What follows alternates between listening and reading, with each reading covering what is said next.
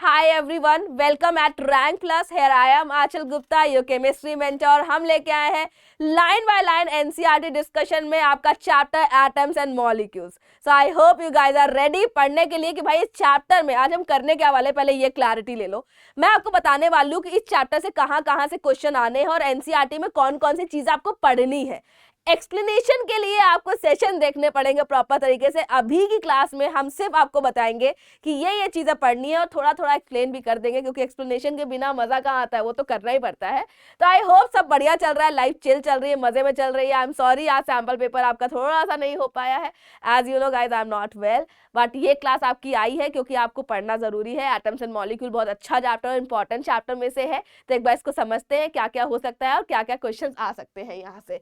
तो सबसे पहले एटम्स एंड मॉलिक्यूल जो चैप्टर होता है, ये कहीं ना कहीं बेटा आपका structure of atom and molecule combined form में होना चाहिए था, बट एनसीईआरटी ने अलग अलग दिया है, तो इसलिए हम उसी तरह से अप्रोच करते हैं और उसी तरह से पढ़ते हैं. ऑल्दो हमें बहुत सारी क्लैरिटी इसमें नहीं मिलती है चैप्टर में. इस चैप्टर की क्लैरिटी और क्लैरिफिकेशन हमें नेक्स्ट चैप्टर में मिलता है, जो है आपका स्ट्रक्चर ऑफ एटम. ठीक है, तो यहाँ पे अगर हम बात करते हैं कि लॉ ऑफ कंजर्वेशन बेसिकली क्या होता है, लॉ ऑफ केमिकल कॉम्बिनेशन. ये आपका बहुत इंपॉर्टेंट क्वेश्चन है बेटा, क्योंकि यहाँ पे क्वेश्चन बहुत ज्यादा बनते हैं. इस चैप्टर से जो क्वेश्चन बनेंगे वो यहीं से बन रहे होते हैं कि भाई आप ये बता दो कि लॉ ऑफ केमिकल कॉम्बिनेशंस क्या होते हैं. इसमें दो लॉ आते हैं, इसके अंदर दो लॉ आते हैं. एक होता है law of conservation of mass, जिसका मतलब होता है mass neither be created nor be destroy, it can be converted into one form to another form. मतलब कि अगर रिएक्टेंट डाला है हमने तो प्रोडक्ट उतना ही मिलेगा. हमें ऐसा नहीं कि हमने डाला रिएक्टेंट कुछ एक्स और हमें प्रोडक्ट बिल्कुल अलग ही लेवल पे मिल गया है, वाई जेड एक्स मिल गया, ऐसा नहीं है. ठीक है, वही मिलेगा बट हाँ वो कन्वर्टेड फॉर्म में मिलेगा डेफिनेटली. तो यहाँ पे जैसे कि मान लो sodium sulphate and sodium carbonate है, ये हमारे पास लिए गए 3 सेट. ठीक है, 3 सेट लिए गए हैं, barium chloride, sodium sulphate and lead nitrate and sodium chloride. अब यहाँ पे हमने क्या किया गया है, आपका कोनिकल लिया गया है और इसमें डाल दिए गए हैं वो चीजें. ठीक है, तो ये आपका टेक्निकली बता रहा है कि केमिकल रिएक्शन में क्या हो रहा है, कन्वर्ट हो रहा है एक फॉर्म से अनदर फॉर्म में. तो take one of the set, इनमें से एक सेट लेना है, इसमें 5% सोल्यूशन का प्रिपेयर करना है, इसमें जो भी सेट है उसका, और उसमें 10 ml पानी डाल के little amount of solution y is conical and some amount of x in ignited tube. Basically एक को x इसमें भरना है, कोनिकल को, एक में इग्नाइटेड ट्यूब का मतलब छोटी सी ट्यूब होती है उसमें भरना है, उसको उसमें डाल देना है. और अगर रिएक्शन प्रोसीड हो रही है तो यहाँ पे हमें देखना है. ठीक है, ये हो गया इसका पार्ट. नेक्स्ट यहाँ पे आगे देखते हैं कि हमारे पास क्या होता है. देखो ये लिखा हुआ है, ये पक्का से स्टेटमेंट आएगा, जब भी आएगा तो आपको लिखना होगा कि यहाँ पे mass neither be created nor be destroy, और यही आपका law of conservation of mass है. ठीक है, अब बात करते हैं कांस्टेंट प्रपोर्शन की. कांस्टेंट प्रपोर्शन का मतलब होता है, एक चीज बहुत क्लियरली याद रखो, कांस्टेंट प्रपोर्शन का मतलब हमने कंपाउंड बनाया है तो एक फिक्स कंपोजिशन में कंपाउंड बनेगा, रैंडमली नहीं बनेगा. अगर मुझे पानी चाहिए तो पानी 1:8 में जब हम मिक्स करेंगे हाइड्रोजन और ऑक्सीजन को तभी मिलेगा, अदरवाइज हमें नहीं मिलेगा वाटर. तो यहां पे ये चीज बहुत क्लियरली आप दिमाग में बैठा लो. ओके, और एक चीज और याद रखना कि जैसे कि लॉ ऑफ केमिकल कॉम्बिनेशन है establish after the much experiment by Lavoisier and Proust. किसने किया था, लोवाइसर एंड प्राउस्ट ने किया था. एंड अगर हम बात करते हैं यहाँ पे आपके लॉ ऑफ कांस्टेंट प्रपोर्शन में, तो लोवाइसर ने विद अदर साइंटिस्ट के साथ भी किया था इसको. एंड यहाँ पे क्या होता है कि 1:8 यहाँ पे बाय मास, अगर पानी चाहिए तो 1:8 बाय मास. ठीक है, मास कैसा मैं समझा देती हूँ. जैसे कि मान लो H2O है तो पानी का होता है 2, ठीक है, ऑक्सीजन का होता है 16, इसको काटोगे इसलिए 1:8 एटॉमिक मास के बेसिस पे. ठीक है, यहाँ पे वो चीजें हैं. तो ये चीजें हो गई. उसके बाद आपको पता होना चाहिए कि यहाँ पे फिक्स प्रपोर्शन होता है. ये आपको 2 लॉ क्लियर होने चाहिए कि ये है क्या. ठीक है, इससे बेसिस ही क्वेश्चन बनते हैं, इससे ही बेस क्वेश्चन बनेंगे आपके. ओके, उसके बाद हम बात करते हैं नेक्स्ट साइंटिस्ट जो आए थे, उन्होंने और क्या क्या बताया था. अच्छा हाँ, फिर डाल्टन आए. डाल्टन ने अपने कुछ चीजें बताई. डाल्टन का theory is one of the most important concept of the chapter.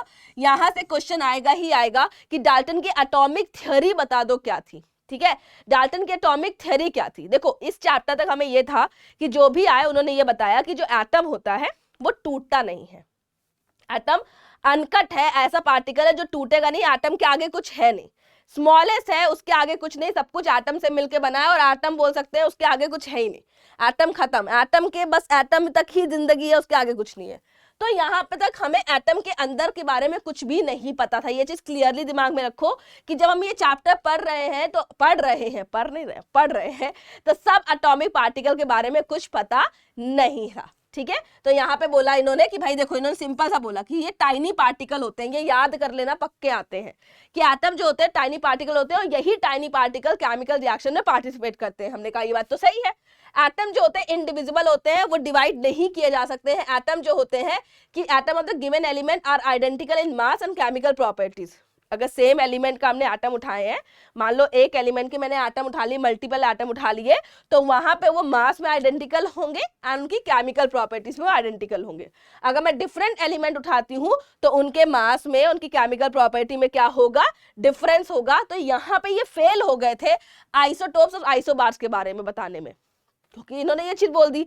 हमने कहा हाँ गलत हो गया। अब ये जो कॉन्सेप्ट है ये हम नेक्स्ट चैप्टर में पढ़ते हैं, इस चैप्टर में नहीं पढ़ते हैं। तो वही बोला था मैंने, इस चैप्टर की क्लैरिटी आपको नेक्स्ट चैप्टर में मिलती है। उसके बाद atom combined ratio small whole number में मिक्स होता है, इन्होंने ये बोला। And relative number and kind of the atom constant in given compound, मतलब फिक्स प्रपोर्शन में यहाँ पे बोला।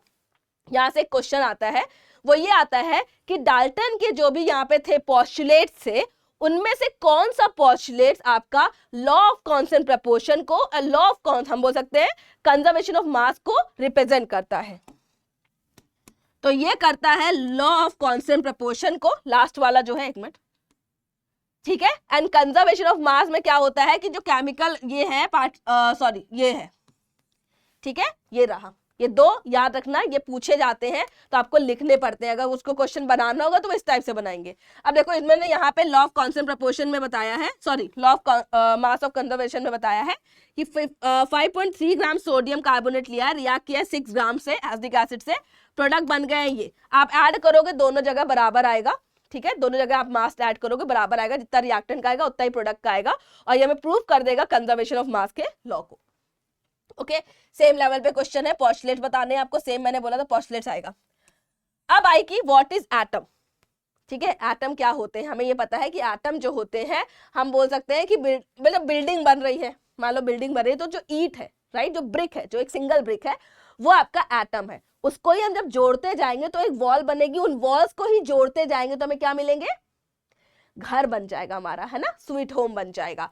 तो जो छोटी सी जो ईंट है वो हमारा एटम है। वैसे ही ये एटम कंबाइन हो रहे हैं, ठीक है, कंबाइन होके हमारे फिर क्या दे रहे हैं, हमें प्रॉपर कंपाउंड बना के देंगे जब ये कंबाइन हो जाएंगे।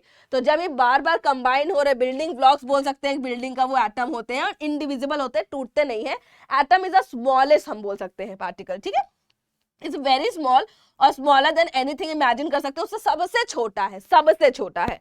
आप ये यहाँ पे इस डेटा से वेरी कर सकते हो कि हाँ ये बहुत छोटा है साइज में, काफी ज्यादा छोटा है ये साइज का।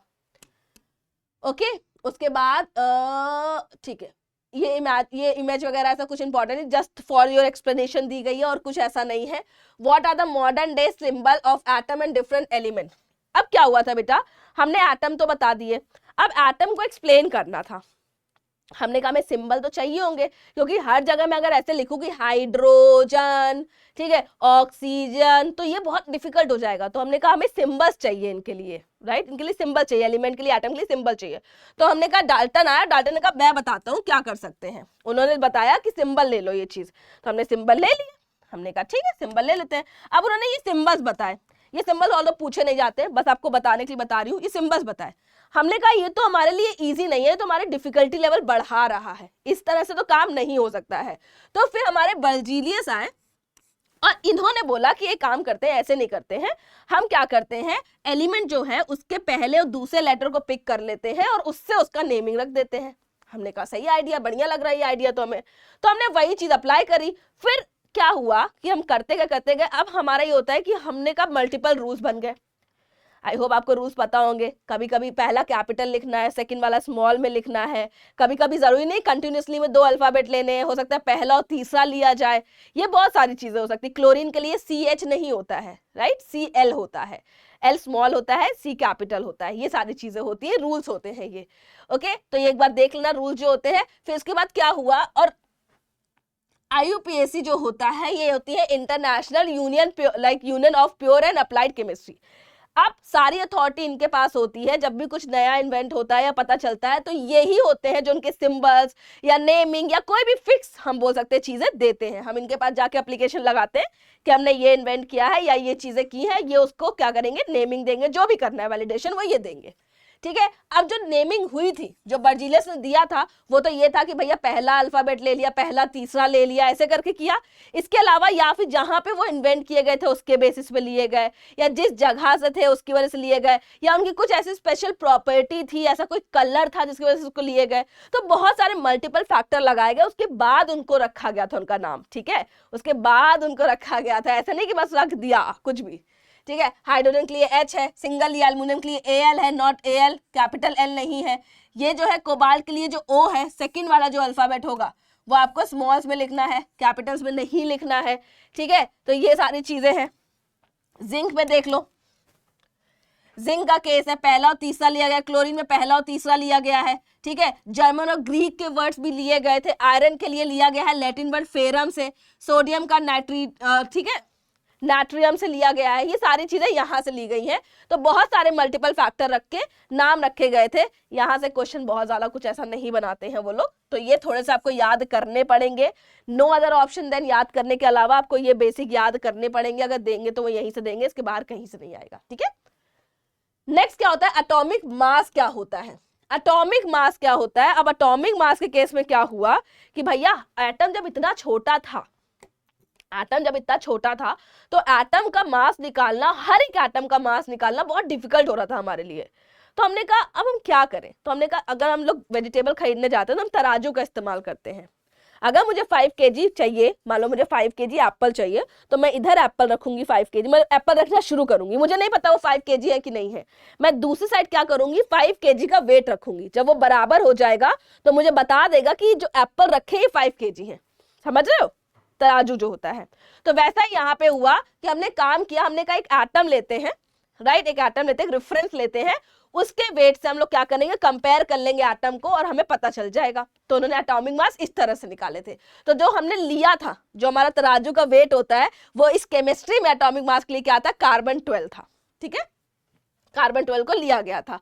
तो यहाँ पे हमने इसी तरह से किया है इसको, डाल्टन की theory according to each the theory explain the law, constant law. ठीक है, उन्होंने सब कुछ बता दिया, सब कुछ हो गया। अब एटॉमिक मास हमें निकालना था, तो हमें उसको निकालने के लिए हमने क्या किया, हमने कहा भाई इसको सॉल्व करना पड़ेगा, कैसे करें। तो उन्होंने देखो 1/12 मास लिया था कार्बन का। कॉन्सेप्ट वही है बेटा, ये कॉन्सेप्ट इंपॉर्टेंट है क्योंकि कॉन्सेप्ट आपको टफ लगता है, जो चीज टफ लगती वही है। इन्होंने क्या किया, एक तरबूज लिया, राइट, कार्बन 12 लिया, कार्बन 12 का 12 होता है, उसको कैलकुलेट कर लिया हमने, उसको निकाल दिया कि 12 U होता है उसका। ठीक है, एटॉमिक मास। अब उसको हमने 12 पीसेस में काट दिया, तो एक पीस कितने का हुआ, 1 U का हुआ। अब हमारे पास 12 पीस 1 U के थे, हमने इधर रखा ऑक्सीजन, हम इधर रखना शुरू कर गए, 1 पीस, 2 पीस, 3 पीस, 4 पीस, जब 16 पीस रख दिए हमने इधर, राइट, तब वो बराबर हुआ। इसका मतलब जो ऑक्सीजन था उसका कितना था, 16 था। ठीक है, 16 U था। इस तरह से वेट हुआ है। बाकी डिटेल एक्सप्लेनेशन बेटा आपको वन शॉट में मिल जाएगी। वन शॉट में बहुत अभी शुरू करने वाली हूँ, तो आपके सारे कॉन्सेप्ट उसमें क्लियर हो जाएंगे, डोंट वरी। अभी उतना एक्सप्लेन नहीं कर रहे, इट जस्ट कि आपको एक आइडिया लग जाए एनसीईआरटी का। One shot I think next week या नेक्स्ट टू नेक्स्ट वीक हम शुरू कर देंगे सारी चीजें, एंड बहुत अमेजिंग सेशन भी शुरू कर रहे हैं हम लोग नेक्स्ट वीक से। तो आई होप आप मेंटली प्रिपेयर हो जाओगे एक अमेजिंग क्लासेस के लिए, एक अमेजिंग तरीके से। ठीक है, अब एटम कैसे एग्जिस्ट करता है, हाउ डू एटम एग्जिस्ट। तो बेटा याद रखो, एटम जो होता है, element are not able to exist independently. वो क्या करता है, वो मॉलिक्यूल बनाता है, मॉलिक्यूल बनाता है या आयंस बनाता है। तो मॉलिक्यूल आयन बना रहा है। मॉलिक्यूल क्या होते हैं, जब आयन, बेसिकली जो एटम है वो कंबाइन होते हैं, वो क्या बना के देते हैं, मॉलिक्यूल बना के देते हैं।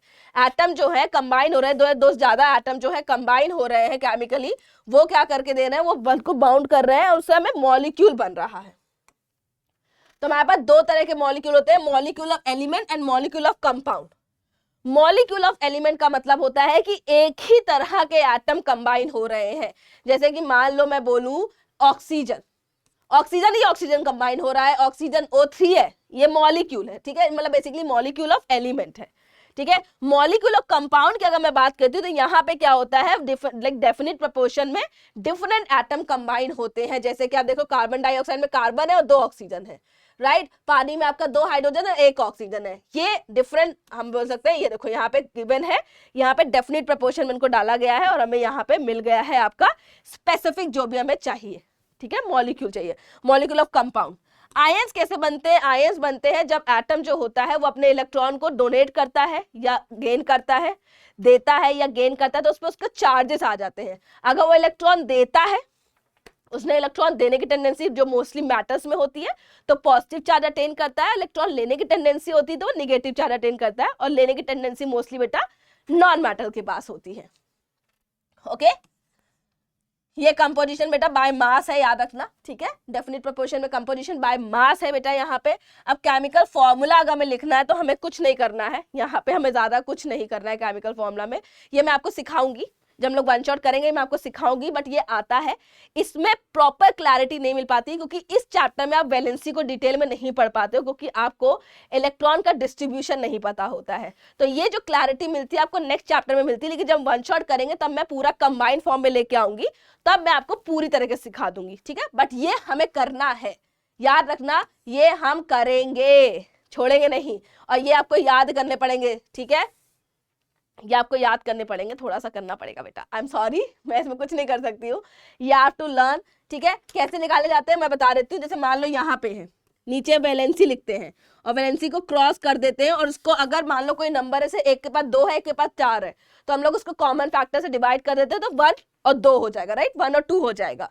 या फिर हम यहाँ पे बेटा इनके चार्जेस पे भी कर सकते हैं, ठीक है। ये 2 केसेस होते हैं, इनको डिटेल में हम समझेंगे क्लासेस में। अब बात करते हैं मॉलिक्यूलर मास की। तो बेटा मॉलिक्यूल बना है एटम से, हमें एटॉमिक मास पता है, तो जिन एटम से वो बना है उन एटम के मास को ऐड कर देंगे तो हमें मॉलिक्यूलर मास मिल जाएगा। ये न्यूमेरिकल आते हैं यहाँ से अगर क्वेश्चन आता है तो। फॉर्मूला यूनिट मास क्या होता है? फॉर्मूला यूनिट मास होता है वही सेम ही एटॉमिक मास ऐड किए जाते हैं, लेकिन ये अप्लीकेबल होता है आयनिक कंपाउंड्स के लिए, ठीक है। ये अप्लीकेबल होता है आयनिक कंपाउंड्स के लिए, ये नॉर्मल हम मॉलिक्यूल नहीं बोल रहे, इसको आयंस के लिए बोल रहे हैं, ठीक है। कहीं पे भी अगर आयन का मास निकाल रहे हो तो मतलब आयनिक कंपाउंड का मास निकाल रहे हो तो वहां पे यूज करोगे फॉर्मूला यूनिट मास। तो the formula unit mass of a substance is the sum of the atomic mass of all the atom form unit of compound. Formula mass is calculated by the same manner as the calculated of molecular mass, but ये ionic compound के लिए होता है। The difference is that ये जो use हो रहा है सब्सटेंस के लिए, देखो मैंने यहाँ पे लिखा है आयंस के लिए यूज हो रहा है, ओके ये यूज हो रहा है आयंस के लिए। यहाँ पे ये न्यूमेरिकल है, ये करना जरूरी है आपके लिए, बहुत इंपॉर्टेंट है।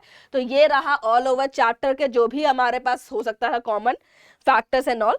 इस चैप्टर की डिटेल टेंशन मत लो कि मैम कैसे आएगा, कैसे लिखा जा रहा है, मैम याद नहीं हो रहा है, समझ नहीं आ रहा है, टेंशन मत लो, बहुत जल्दी वन शॉट लेके आ रहे हैं हम लोग। तब मैं क्या करूंगी, एटम्स और मॉलिक्यूल स्ट्रक्चर ऑफ एटम को कंबाइन करके सारे टॉपिक एक बार में समझा दूंगी आपको, जिससे आपको ऐसा ना हो कि आपको वेट करना पड़े नेक्स्ट चैप्टर आएगा तब हम पढ़ेंगे, ऐसा कुछ भी ना हो, सारी चीजें क्लैरिटी मिल जाएगी। तो लोड मत लो, आई नो आज आपका चैप्टर जो नहीं हो पाया सैम्पल पेपर वो नेक्स्ट वीक में ट्राई करूंगी, कंप्लीट करवा दूंगी अगर मेरी तबीयत ठीक हो गई तो। टिल देन टेक केयर, अपना ध्यान रखो, चिल करते रहो, पढ़ाई करो बेटा, प्लीज अपनी हेल्थ का ध्यान रखो। अगर हेल्थ नहीं सही रहेगी, आप कितना भी ट्राई करो, you won't be able to work, जैसे मैंने आज किया बट नहीं हो पाया। So please take care of yourself, पढ़ाई करते रहो। Will meet soon, till then take care, be safe, study hard, bye bye guys, good night.